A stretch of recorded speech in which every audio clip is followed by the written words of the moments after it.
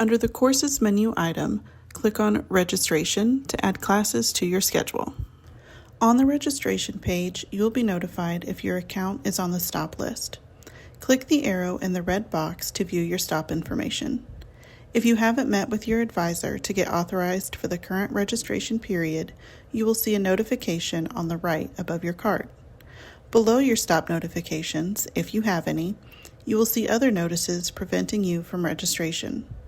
You will need to address all of the notifications on this page before you are allowed to enroll in classes.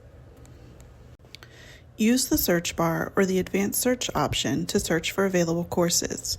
You will see a lot of information displayed for each available course, including the course name, meeting time, instructor name, number of credit hours, and the number of available seats for that specific section.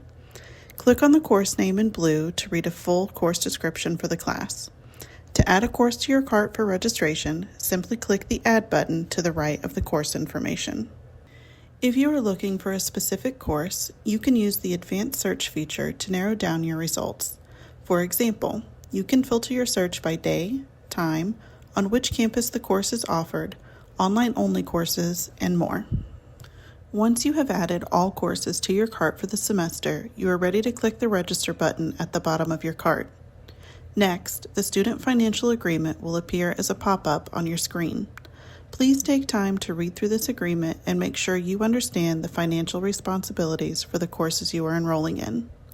Once you have finished reading the agreement, check the box to accept and click the Register button.